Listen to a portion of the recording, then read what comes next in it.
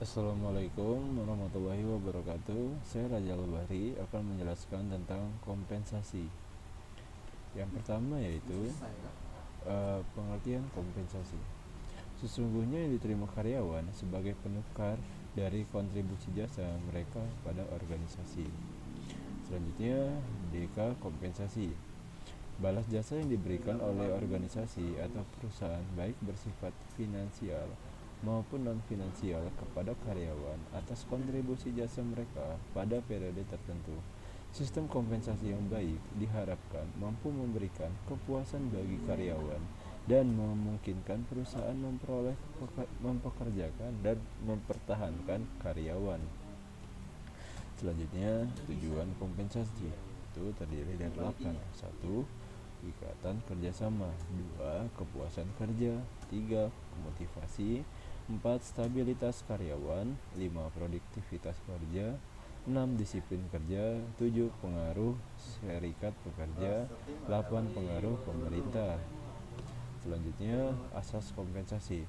Asas adil adalah besarnya kompensasi yang dibayarkan pada setiap karyawan disesuaikan dengan jenis pekerjaan, tanggung jawab, jabatan, prestasi kerja, dan memenuhi syarat kerja.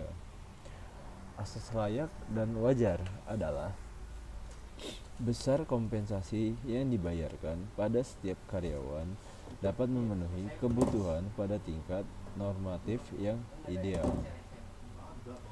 Untuk menjamin keadilan kompensasi, harus diambil langkah-langkah. 1. Membuat program kompensasi harus didahului dengan aktivitas pengumpulan data dan analisis data yang terkait secara berhati-hati dan benar. Selanjutnya, hasil analisis tersebut sebagai input utama pada policy maker dalam membuat keputusan kompensasi. 2. Kompensasi tidak boleh statis, berubah sesuai kondisi.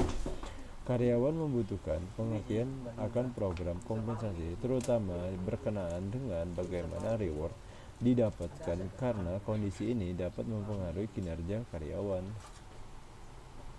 Jenis-jenis kompensasi. Dilihat dari jenis-jenis kompensasi. Kompensasi langsung, direct compensation adalah pembayaran balas jasa berupa gaji, upah, dan upah insentif. Gaji adalah balasan jasa yang dibayarkan secara periode kepada karyawan tetap serta mempunyai jaminan yang pasti. Contoh gaji akan tetap dibayarkan walau tidak masuk kerja. Upah adalah balas jasa dibayarkan pada karyawan harian dengan pedoman sesuai peraturan atau perjanjian kerja yang disepakati.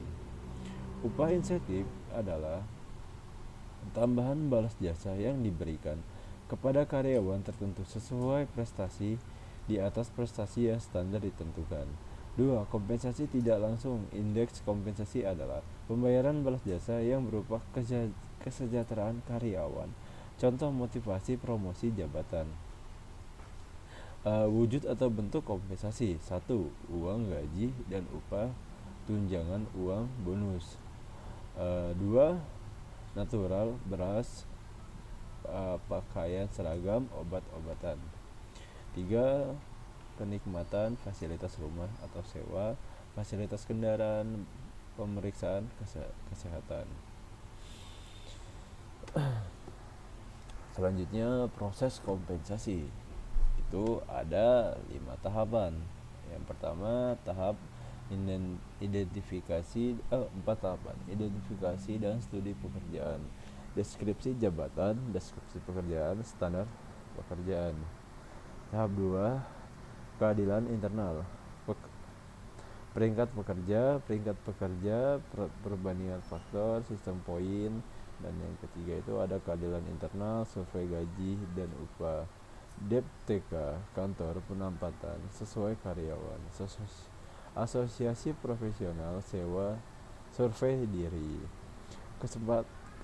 kesempatan nilai internal eksternal, menentukan nilai pekerjaan, nilai evaluasi pekerjaan kepada nilai pasar kerja, raih tingkat harga untuk tiap pekerjaan.